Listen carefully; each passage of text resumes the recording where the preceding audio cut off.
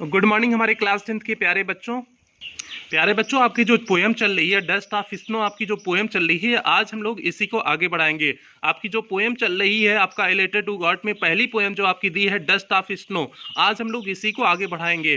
इस पोएम में अभी तक क्या हो चुका है इसका हमने हिंदी एक्सप्लेनेशन आपको बता दिया है, सेंट्रल आइडिया बता दिया है और स्टैंजा बेस्ड क्वेश्चन आंसर अभी तक करा चुके हैं। इस पोएम का जो है अभी तक हमने हिंदी एक्सप्लेनेशन कराया, सेंट्रल आइडिया कराया और स्टैंजा बेस्ड क्वेश्चन आंसर करा चुके हैं। आज इसका शॉर्ट आंसर टाइप क्वेश्चन कराएंगे, शॉर्ट आंसर टाइप क्वेश्चन आज इस पोएम का कराएंगे। इस poem means dust of snow का आज प्यारे बच्चों हम लोग क्या करेंगे, शॉर्ट आंसर टाइप क्वेश्चन करेंगे। तो और इसके पहले हमने ए लेटर टू गॉड का आपका पूरा चैप्टर कंप्लीट कर दिया है, प्रोज का आपका पहला chapter, a letter to God का आपका पूरा चैप्टर कंप्लीट कर दिए हैं। यदि आपने पुरानी वीडियो नहीं देखे हैं तो आप प्लेलिस्ट में जाइए, आपकी प्लेलिस्ट बनी है UP board class 10th English new syllabus, UP board class 10th English new syllabus करके आपकी प्लेलिस्ट बनी है। आप वहां से जाकर के सारी वीडियो चेक कर सकते हैं, सारे वीडियो आपको वहां से आसानी से मिल जाएंगे। प्यारे बच्चों हमने एक एक टॉपिक को नहीं छोड़े हैं, सारी टॉपिक को कवर कर रहे हैं, कहीं कुछ भी छोड़े नहीं है। इसके जितने भी क्वेश्चन आंसर से लेकर के जो भी चीजें हैं सारी चीजों को कवर करते हुए चल रहे हैं, एक तरफ से चल रहे हैं। तो इसलिए यदि आप पुराने वीडियो नहीं देखे हैं, पुरानी क्लास अटेंड नहीं किए हैं तो आप जाकर के क्लास को देख लीजिए, प्लेलिस्ट से चेक कर लीजिए, प्लेलिस्ट में आपको मिल जाएगी आपकी क्लास। अब आज हम लोग देखते हैं short answer type question, dust of snow का शॉर्ट आंसर टाइप क्वेश्चन देखते हैं। प्यारे बच्चों यही देखिए आपका शॉर्ट आंसर टाइप क्वेश्चन इसमें दिया है, आपकी किताब में यही दिया होगा, शॉर्ट आंसर टाइप क्वेश्चन ये दिया हुआ है। आज हम लोग इसके उत्तर पे देखेंगे। शॉर्ट आंसर आपको लॉन्ग नहीं करना है प्यारे बच्चों, इस बात को दिमाग में सेट कर लो, आपको लॉन्ग आंसर टाइप क्वेश्चन नहीं करना है, आपको केवल शॉर्ट आंसर टाइप क्वेश्चन करना है। शॉर्ट आंसर टाइप केवल क्वेश्चन करना है। इसका स्टैंजा बेस्ड क्वेश्चन जो एग्जाम ओरिएंटेड इसमें दिया हुआ है, इसमें जो है आपका पैसेज करना है, स्टैंजा बेस्ड क्वेश्चन आंसर जो दिया है इसे करना है और केवल शॉर्ट आंसर टाइप क्वेश्चन करना है। इसका केवल शॉर्ट आंसर टाइप क्वेश्चन करना है और इसका मल्टीपल चॉइस क्वेश्चन हम करा देंगे, लेकिन इसका केवल शॉर्ट आंसर टाइप क्वेश्चन करना है। आप लॉन्ग के चक्कर में बिल्कुल नहीं पड़ेंगे, आपके एग्जाम में लॉन्ग क्वेश्चन नहीं आएगा। तो इसलिए आप दिमाग में बैठा लो कि एक लॉन्ग क्वेश्चन आंसर आपको नहीं करना है, केवल शॉर्ट आंसर टाइप क्वेश्चन करना है। तो प्यारे बच्चों आज हम लोग पहले क्वेश्चन पे आ जाते हैं। पहला क्वेश्चन क्या दिया है, how has the poet observed, how has the poet observed, कैसे पोएट ने क्या किया था। ऑब्जर्व मीन्स होता है ध्यान से देखना या निरीक्षण करना। कैसे पोएट ने निरीक्षण किया था, नेचर मीन्स प्रकृति को, इन दी पोएम मीन्स इस कविता में, डस्ट ऑफ स्नो इस कविता डस्ट ऑफ स्नो में पोएट ने मीन्स कवि ने किस प्रकार से जो है प्रकृति को निरीक्षण किया था, मीन्स प्रकृति को किस प्रकार के रूप में देखे थे। इस पोएम में मीन्स डस्ट ऑफ स्नो में कवि प्रकृति को किस प्रकार से निरीक्षण किए थे। तो प्यारे बच्चों यही क्वेश्चन पूछा है। अब हम लोग इसके उत्तर को देख लेते हैं कि पोएट ने किस प्रकार से प्रकृति का निरीक्षण किए हुए थे। जल्दी से प्यारे बच्चों इसके उत्तर को देख लेते हैं। प्यारे बच्चों यहाँ देखिए आपका दिया है first flight sportive poem first dust of snow, UP board English class 10th, short answer type question, YouTube diamond academy classes. आपके यूट्यूब का नाम क्या है जिस पे आप देख रहे हो, डायमंड एकेडमी क्लासेस। सभी बच्चे चैनल को सब्सक्राइब कर लेंगे, जो भी बच्चे नए आए हैं चैनल पे, पहली बार चैनल पे विजिट कर रहे हैं, चैनल को सब्सक्राइब कर लेंगे, वीडियो को लाइक कर देंगे और क्लास 10th के 9th के क्लास 10th के सभी बच्चों में आप अवश्य शेयर करेंगे। क्लास 10th के जितने भी आपके साथी यार हैं उन सभी बच्चों तक शेयर अवश्य करेंगे। आपके लिए इतनी मेहनत करते हैं, आप इतना करना, सभी बच्चों चाहे आपके कोचिंग को हो, स्कूल के हो, कहीं के बच्चे हो, सभी बच्चों तक वीडियो को अवश्य पहुंचाओगे।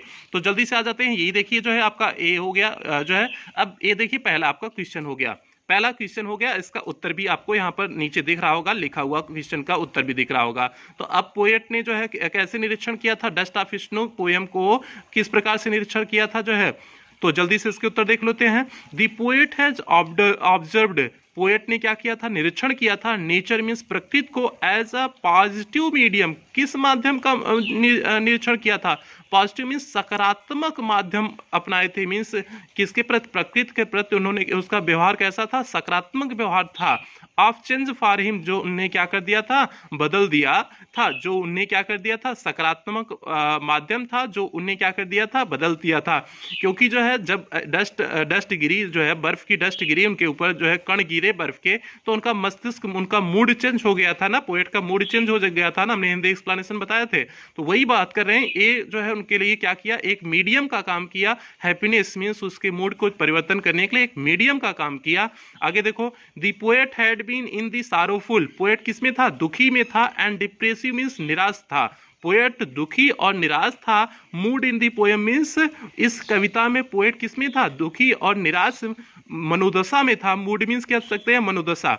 इस कविता में जो है पोएट निराश और दुखी मनोदशा में था। बट तब then the way of crow shook snow dust off, जिस तरीके से जो है कौवे ने क्या किया, बर्फ के कण को नीचे गिराया। इट चेंज्ड हिज मूड, यह उनके मस्तिष्क को, इनके मनोदशा को क्या कर दिया था, परिवर्तित कर दिया था। प्यारे बच्चों, यह उनकी मनोदशा को क्या कर दिया था, परिवर्तित कर दिया था। तो इसलिए डस्ट ऑफ स्नो को किस प्रकार से निश्चित उन्होंने किए थे, a positive medium change for him. तो प्यारे बच्चों, सिंपल सा यही उत्तर हो गया। The poet has observed nature as a positive medium of change for him. The poet had been in the sorrowful and depressive mood in the poem, but then the way a crow shook snow dust off, it change his mood. तो प्यारे बच्चों, ये आपका पहले question का उत्तर हो गया। एकदम सटीक उत्तर लिखे हुए हैं, सटीक उत्तर आपके लिए लाए हुए हैं, एकदम सटीक से सटीक उत्तर जो है लाए हैं, जिससे आपको कोई समस्या न हो। अब जल्दी से हम लोग बढ़ जाते हैं दूसरे क्वेश्चन में। दूसरा क्वेश्चन क्या पूछा है, जल्दी से दूसरे क्वेश्चन की तरफ प्यारे बच्चों बढ़ते हैं।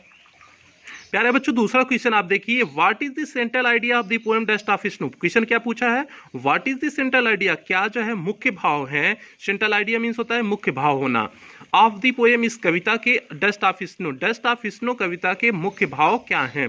क्वेश्चन क्या पूछा है, डस्ट ऑफ स्नो का जो कविता है इसका मुख्य भाव क्या है, अर्थात मुख्य विषय क्या है। सेंट्रल आइडिया अगर आपको लिखना हो तो सेंट्रल आइडिया हमने करा दिए हुए हैं, इसका सेंट्रल आइडिया तो हमने आपको पहले ही करा चुके हुए हैं। अगर लंबा लिखना हो तो आप उसे लिख सकते हैं, लेकिन जो है सेंट्रल आइडिया इसका कराए हुए हैं, लेकिन यहाँ पर शॉर्ट आंसर टाइप क्वेश्चन में पूछा है, तो एकदम सटीक 2 लाइन में उत्तर देना है आपको, क्योंकि उसमें सेंट्रल आइडिया जो लिखा है वो काफी लंबा लिखा है, काफी बड़ा लिखा है सेंट्रल आइडिया, तो इसमें आपको सटीक उत्तर चाहिए, सिर्फ 2 लाइन का चाहिए, तो इसलिए इसका उत्तर कुछ डिफरेंट होगा।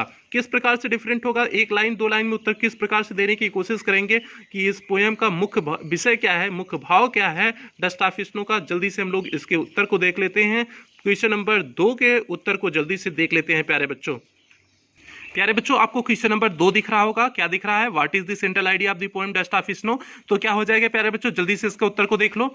The central idea of the poem, इस पोएम की जो सेंट्रल आइडिया है डस्ट ऑफ स्नो इज, इस पोएम डस्ट ऑफ स्नो की जो सेंट्रल आइडिया है इज दैट, यह है कि दैट दिस पोएम एक्सप्रेसेस, यह पोएम व्यक्त करती है द सिग्निफिकेंस मीन्स महत्व को, ऑफ स्मॉल थिंग्स मीन्स छोटी छोटी चीजों को, इन चेंजिंग वंस एटीट्यूड, एक व्यक्ति के व्यवहार में परिवर्तन लाने के लिए, एक व्यक्ति के व्यवहार में परिवर्तन लाने के लिए छोटी छोटी चीजों का महत्व को यह जो है पोएम क्या करती है, बयां करती है। यही तो मुख्य विषय है, क्योंकि डस्ट का गिरना, स्नो के डस्ट का गिरना मीन्स बर्फ के कण को गिरना एक छोटी सी बात थी, लेकिन जो है उसने कवि के मूड को परिवर्तन कर दिया था ना, मनोदशा को परिवर्तित कर दिया था प्यारे बच्चों ना।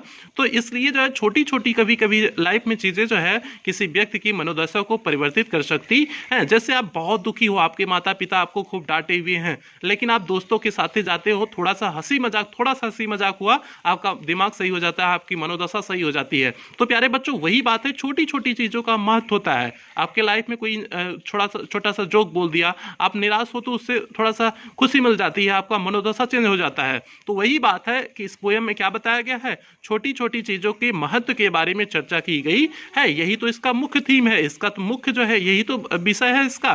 तो क्या हो जाएगा, the central idea of the poem, इस पोएम की जो मुख्य भाव है, मुख्य विषय है डस्ट ऑफ स्नो की, इज दैट, यह है कि दैट दिस पोएम एक्सप्रेसेस, यह पोएम क्या करती है, व्यक्त करती है significance of small things in changing one's attitude, एक व्यक्ति के जो है जीवन में छोटी छोटी चीज़ों जैसे किस प्रकार से परिवर्तन ला सकती हैं, उन सारी चीज़ों को व्यक्त करता है। तो प्यारे बच्चों, ये आपका हो गया जो है क्वेश्चन नंबर 2 का उत्तर हो गया। अब हम लोग चलते हैं क्वेश्चन नंबर 3 की तरफ चलते हैं। उम्मीद करते हैं इतना क्वेश्चन आप लिख लिए होंगे। आपका हैंड रिटेन नोट्स आपको सितंबर अक्टूबर तक मिल जाएगा, आप लोग उसके लिए बेफिक्र रहिए, आपको नोट्स सितंबर अक्टूबर तक मिल जाएगा। उसकी आपको एकदम बेहतरीन सटीक जो आपके एग्जाम में क्वेश्चन बन सकते हैं उस ढंग से सटीक बेहतरीन नोट्स आपके लिए बना रहे हैं, तो इसलिए आप लोग उसके लिए भी बेफिक्र रहिए, बट आप लोग लिखते चलिए, क्योंकि इससे हो सकता हो कुछ डिफर आपको नोट्स मिले। ठीक है, तो प्यारे बच्चों, जल्दी से हम लोग क्वेश्चन नंबर 3 की तरफ आगे बढ़ जाते हैं। क्वेश्चन नंबर 3 क्या है प्यारे बच्चों, जल्दी से देख लो। What mood of the poet, किस प्रकार की मनोदशा of the poet is reflected in the poem, इस कविता में किस प्रकार की मनोदशा कवि की प्रस्तुत की गई है, मीन्स दिखाई गई है। किस प्रकार की जो है मनोदशा इसमें दिखाई गई है कि पोएट बहुत दुखी था ना, यही मनोदशा दिखाई गई है ना। और उसके बाद पूछा इसे किस प्रकार प्रस्तुत किया, हाउ डज इट रिफ्लेक्ट, इसे किस प्रकार से प्रस्तुत किया गया है। प्यारे बच्चों और क्वेश्चन क्या किया है, हाउ डज इट रिफ्लेक्ट, और इसे किस प्रकार से प्रस्तुत किया गया है। पहले तो पूछा what mood of the poet is reflected in the poem, means इस कविता में कवि की किस मनोदशा को प्रस्तुत किया गया है। और हाउ डज इट रिफ्लेक्ट, यह किस प्रकार से प्रस्तुत किया गया है, कौन सी मनोदशा है और किस प्रकार से प्रस्तुत किया गया है। प्यारे बच्चों क्वेश्चन नंबर 3A है, इसके उत्तर को जल्दी से हम लोग देख लेते हैं। क्वेश्चन नंबर 3 का उत्तर जल्दी से हम लोग देख लेते हैं। क्वेश्चन नंबर 3 प्यारे बच्चों आपको दिख रहा होगा, what mood of the poet is reflected in the poem, how does it reflect. तो जल्दी से इसके उत्तर को देखते हैं, इसका उत्तर क्या होगा, जल्दी से प्यारे बच्चों इसके उत्तर को देखते हैं। इसका उत्तर क्या हो जाएगा, the sorrowful and depressive mood of the poet is reflected in the poem. इस पोएम में कैसे देखा गया है, किसे प्रस्तुत किया गया। सारोफुल मीन्स दुखी, डिप्रेसिव मीन्स उदास या खिन्न जो है, या जो है दुखी ज्यादा होना, डिप्रेसिव मीन्स डिप्रेशन मीन्स उदास अवस्था में होना होता है। द सारोफुल मीन्स दुखी और उदास मनोदशा को, mood of the poet means कवि के मनोदशा को, is reflected in the poem, इस कविता में प्रस्तुत किया गया है। प्यारे बच्चों क्या हो जाएगा, द सारोफुल मीन्स दुखी एंड डिप्रेसिव मीन्स उदास, मूड मीन्स मनोदशा को, ऑफ द पोएट मीन्स कवि के, is reflected in the poem, इस कविता में क्या किया गया है, प्रस्तुत किया गया है। इस कविता में क्या प्रस्तुत किया गया है, कवि के उदास और जो है उदास और दुखी मनोदशा को प्रस्तुत किया गया है। ये पहले क्वेश्चन का उत्तर हो गया जो पूछा था, what mood of the poet is reflected in the poem, किस प्रकार की मनोदशा को प्रस्तुत किया गया है, ये पहले क्वेश्चन का उत्तर हो गया। अब दूसरा क्वेश्चन जो पूछा है, हाउ डज इट रिफ्लेक्ट, यह कैसे दिखाया गया, कैसे दिखाया गया कि कवि जो है उदास थे, निराश थे, इस बात को कैसे दिखाया गया है प्यारे बच्चों।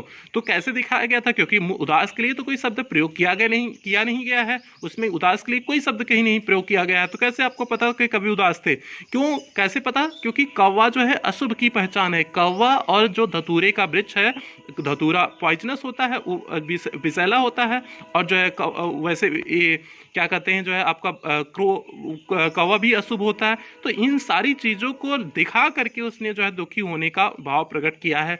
तो क्या हो जाएगा, the use of bird crow, कौवे का जो इन्होंने प्रयोग किए हैं, विच इज अगली, जो क्या होता है, अगली मीन्स बेकार होता है, एंड हार्श और कड़वा होता है। हार्श मीन्स जो अच्छे नहीं होते, जिनकी आवाजें अच्छी नहीं होती, उन्हें हार्श कहते हैं। एंड हेमलॉक ट्री, और हेमलॉक जो वृक्ष है, tree which is poisonous plant, यह कैसा प्लांट है, यह कैसा पौधा है, पॉइजनस मीन्स जहरीला पौधा है, रिफ्लेक्ट दी पोएट्स मूड, और यही सारी चीजें दिखाती हैं कवि के मनोदशा को दिखाती हैं, और यही दोनों चीजें कवि के मनोदशा को रिफ्लेक्ट करती हैं, दिखाती हैं। कौन कौन सी प्यारे बच्चों, कौवा जो है, जो बर्ड थी, कौवा जो है था वो क्योंकि अगली था और हार्श था, और हेमलॉक ट्री जो था वह पॉइजनस था। यही कवि के मनोदशा को दिखाते हैं, यही कवि के दुखी होने के मनोदशा को क्या करते हैं प्यारे बच्चों, प्रस्तुत करते हैं। रिफ्लेक्ट द पोएट्स मूड, यही कवि की मनोदशा को क्या करते हैं, प्रस्तुत करते हैं। तो प्यारे बच्चों इसका क्वेश्चन का उत्तर क्या हो जाएगा, what mood of the poet is reflected in the poem, how does it reflect.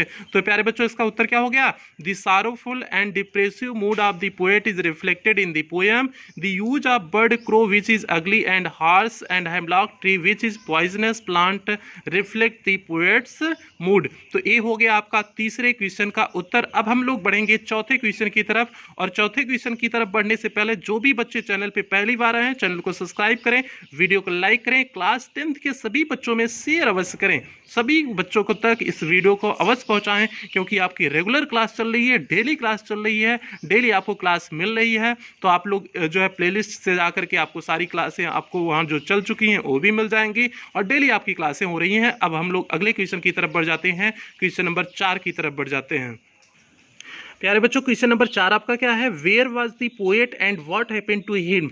अब क्वेश्चन क्या पूछा हुआ है, where was the poet means कवि कहाँ पर था, where was the poet means कवि कहाँ पर था, and what happened, happened means क्या होता है प्यारे बच्चों, घटित होना, and what happened to him, और उसके साथ क्या घटित हुआ। क्वेश्चन क्या पूछा है, where was the poet means कवि कहाँ था, and what happened to him, और उसके साथ घटित हुआ, क्या हुआ, घटित हुआ। तो अब जल्दी से आप लोग इसका उत्तर यही बता दो, तो हम लोग उत्तर देखते हैं क्या हो जाएगा, where was the poet, poet कहाँ था, अंडर द हेमलॉक ट्री हो जाएगा ना, जो है हेमलॉक धतूरे के वृक्ष के नीचे था ना, और व्हाट हैपेंड टू हिम, उसके साथ क्या घटित हुआ था, उसके साथ क्या घटित हुआ था प्यारे बच्चों, डस्ट ऑफ स्नो जो थी, जो है बर्फे के जो कण थे वो उसके ऊपर फेल डाउन हो गए थे ना, फेल डाउन मीन्स उसके ऊपर गिर गए थे ना, तो यही तो घटित हुआ था। सिंपल सी बात, इसका उत्तर हो जाएगा कि वह हेमलॉक ट्री के नीचे था और जो है उसके साथ घटित क्या हुआ, डस्ट ऑफ स्नो उसके ऊपर फेल डाउन हो गया था, मीन्स गिर गया था। यही प्यारे बच्चों क्वेश्चन नंबर 4 का उत्तर हो जाएगा। अब जल्दी से हम लोग क्वेश्चन नंबर 4 का उत्तर देख लेते हैं कि उत्तर इसका कैसे हमने लिखा है, कैसे आपको लिखना है। जल्दी से देख लेते हैं क्वेश्चन नंबर 4 का उत्तर।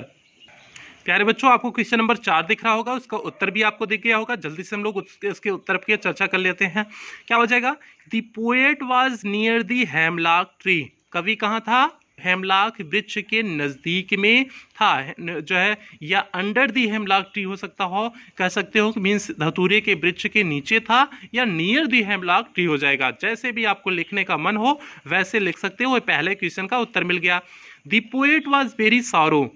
पोएट क्या था, अब दूसरे क्वेश्चन का उत्तर, पहले क्वेश्चन का उत्तर मिल गया कि the poet was near the hemlock tree. Poet कहाँ था, हेमलॉक ट्री के नजदीक में था, या फिर कर सकते हो the poet was under the hemlock tree. इस प्रकार से उत्तर भी हो सकता है। अब हम लोग चलते हैं उसके दूसरे उत्तर पे चलते हैं कि व्हाट हैपेंड टू हिम, उसके साथ वहां पर क्या घटित हुआ था, उसे हम लोग देखते हैं। तो प्यारे बच्चों क्या है, दी पोएट वॉज वेरी सारो मीन्स कवि बहुत दुखी था।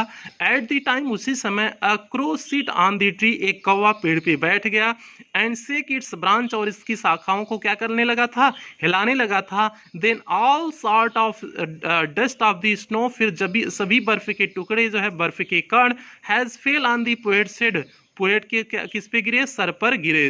बर्फ के टुकड़े तभी क्या हुए, पोएट के मीन्स कवि के सर पर गिरे, मीन्स सिर पर गिरे।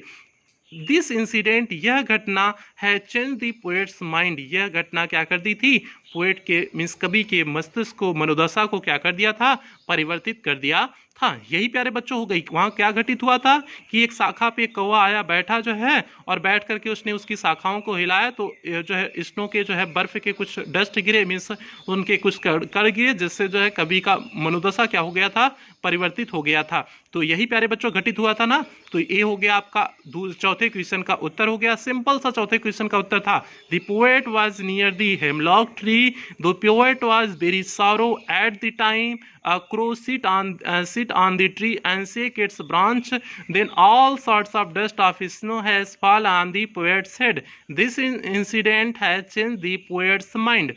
तो प्यारे बच्चों, अब हम लोग बढ़ जाते हैं क्वेश्चन नंबर 5 की तरफ बढ़ जाते हैं। देखते हैं क्वेश्चन नंबर 5 है क्या। क्वेश्चन नंबर 5 क्या है प्यारे बच्चों, जल्दी से देखो।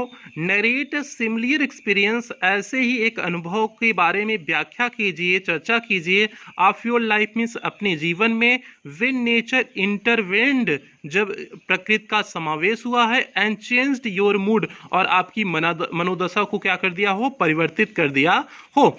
सिंपल से क्वेश्चन पूछा है, narrate similar experience of your life, आप भी अपने जीवन की ऐसी एक घटना के बारे में लिखिए, बताइए। व्हेन नेचर इंटरवेंड, जब प्रकृति का क्या हुआ हो, समावेश हुआ हो, प्रकृति उसमें क्या की हो, आई हो, प्रकृति का उसमें समावेशन हुआ हो, एंड चेंज्ड योर मूड, और आपके मनोदशा को क्या कर दिया हो, परिवर्तित कर दिया हो। किसी ऐसे घटना को आपको अपने बारे में लिखना है। तो प्यारे बच्चों, एक्चुअल में तो इसे लिखना तो आपको ही है, आपके साथ जो घटित हुआ है उसी को, घटना को लिखना है, ठीक है। तो इस क्वेश्चन को आपके ऊपर छोड़ दें, जाने दो। अच्छा, आपके ऊपर नहीं छोड़ते हैं, इसे भी करा देते हैं। एक घटना लिख देते हैं कि जिस प्रकार से कोई भी घटना आप अपने लाइफ की लिख सकते हो, नॉर्मल सी घटना। तो जो है जल्दी से हम लोग क्वेश्चन नंबर 5 का उत्तर देख लेते हैं, और इसके बाद आपका शॉर्ट आंसर टाइप क्वेश्चन खत्म हो जाएगा। हमने जैसा कि आपको बता दिया, लॉन्ग आंसर टाइप क्वेश्चन आपको करना नहीं है, तो इसलिए आपका ये जो है शॉर्ट आंसर टाइप क्वेश्चन का लास्ट क्वेश्चन है। जल्दी से इसके उत्तर को देख लेते हैं। प्यारे बच्चों, उत्तर क्या है देखिए, जल्दी से हमने लिखा हुआ है यहाँ पर, आपको क्वेश्चन भी दिख रहा होगा, 5वां क्वेश्चन नंबर 5 भी दिख रहा होगा, उसका उत्तर भी आपको दिख रहा होगा। तो क्या हो जाएगा, इसकी घटना को हम सिंपल सी घटना जो है नाइटिंगेल से जोड़ करके एक छोटी सी घटना बनाए हुए हैं, तो जल्दी से उसे देख लीजिए। है क्या, वंस अ टाइम, एक बार, आई वॉज सिटिंग एलोन, मैं क्या किया था, अकेला बैठा हुआ था। एक बार की बात है, मैं अकेला बैठा हुआ था। And I was totally disturb, और मैं पूरी तरह से क्या था, डिस्टर्ब था, मीन्स परेशान था। बिकॉज, क्योंकि, माई फादर स्कॉल्डेड मी, मेरे पिता मुझसे क्या किए थे, स्कॉल्डेड मीन्स डांटना। मैं दुखी निराश इसलिए था क्योंकि मेरे पिता मुझे क्या किए थे, डांटे हुए थे। देन, तभी जो है, अ नाइटिंगल केम, एक बुलबुल आई, एक नाइटिंगल पक्षी का नाम है, एक नाइटिंगल आई, केम दियर, और वहां पर आई, and sings a sweet song, और एक मधुर सा प्यारा सा क्या करने लगी, गीत गाई। And my mood was change जो है सडनली, और मेरा मस्तिष्क, मेरी मनोदशा क्या हो गई, सडनली मीन्स होता है अचानक बदल गई। Then I was happy due to nightingale, फिर मैं नाइटिंगल की वजह से क्या था, प्रसन्न था। नाइटिंगल जो है एक पक्षी का नाम है, जो है बहुत मधुर गीत गाती है, तो जो है उसके गीत से मैं क्या हो गया था, मेरा मूड परिवर्तित हो गया था। एक छोटी सी घटना मैंने इंसिडेंट को जो है यहाँ पर लिख दिए हुए हैं। यहाँ पर आप अपनी लाइफ से कोई भी अगर इंसिडेंट घटित हुआ हो तो आप लिख सकते हो, यहाँ कोई दिक्कत नहीं है, क्योंकि आपको अपने एक्सपीरियंस शेयर करने हैं। तो सिंपल सी बात हमने एक घटना को दिखाया था। Once a time I was sitting alone and I was totally disturbed because my father scolded me. Then a nightingale came there, वहाँ पर आई and sings a sweet song and my mood was change suddenly. Then I was happy due to nightingale, फिर मैं Nightingale की वजह से क्या था, प्रसन्न हो गया था। तो प्यारे बच्चों, ये सिंपल सा क्वेश्चन नंबर आपका 5 का उत्तर हो गया था। हमने एक छोटी सी घटना से बनाने की कोशिश किया था। अब प्यारे बच्चों, सभी बच्चे जो चैनल पे पहली बार आए थे, चैनल को सब्सक्राइब करेंगे, वीडियो को लाइक करेंगे और क्लास टेंथ के सभी बच्चों में शेयर करेंगे। और उसके बाद जरूरी सूचना, आपने यदि पुराने वीडियो नहीं देखे हैं, यहाँ तक हमने पूरा करा दिए है। आपका रिलेटेड टू गॉड का हमने पूरा क्वेश्चन आंसर करा दिए हैं। इसका हमने जो है सेंट्रल आइडिया करा दिया था, हिंदी एक्सप्लेनेशन करा दिए हुए हैं। इसका जो है स्टैंजा बेस्ड क्वेश्चन आंसर करा दिए हैं। आज शॉर्ट आंसर टाइप क्वेश्चन भी करा दिए हुए हैं। तो इसका भी मैक्सिमम पोर्शन खत्म कर चुके हैं। अब जो है इसमें जो बचा हुआ है प्यारे बच्चों, इसमें जो बचा हुआ है वो लैंग्वेज स्टडी का मल्टीपल चॉइस क्वेश्चन है। अगले वीडियो में इसने दिया कितना है, 10 मल्टीपल चॉइस क्वेश्चन दिए हुए हैं। अगले वीडियो में आपका मल्टीपल चॉइस क्वेश्चन का वीडियो बना देंगे। हालांकि आपके एग्जाम में ऐसा क्वेश्चन नहीं आएगा, लेकिन जानना जरूरी है, मल्टीपल चॉइस क्वेश्चन जो है करना जरूरी है, क्योंकि आपके एग्जाम ओरिएंटेड क्वेश्चन में दिया हुआ है। तो इससे भी आपके जो है जो उधर सेंट्रल आइडिया लिखोगे और आपके पोएम को समझने में इससे भी आपको मदद मिलेगी। तो इसलिए इसको भी अगले वीडियो में इसका जो है लैंग्वेज स्टडी का बना देंगे। लेकिन यदि आपने पुरानी क्लास नहीं देखे हैं तो आप प्लेलिस्ट में जाइए, आपकी प्लेलिस्ट बनी है UP board class 10th English, UP board class 10th English new syllabus करके प्लेलिस्ट बनी हुई है।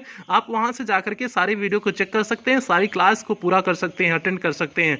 तो प्यारे बच्चों, अब मिलते हैं हम लोग इसके ऑब्जेक्टिव टाइप क्वेश्चन के साथ। फिर उसके बाद आपका डस्ट ऑफ स्नो पूरी तरह से समाप्त हो जाएगा। फिर हम लोग रिलेटेड टू गॉड में जो दूसरी पोएम दी हुई है, हम लोग आइस एंड फायर पे चलेंगे जो है। इसके बाद हम लोग दूसरी पोएम पे इसके चलेंगे जो है, आपका रिलेटेड टू गॉड की दूसरी पोएम पे हम लोग चलेंगे।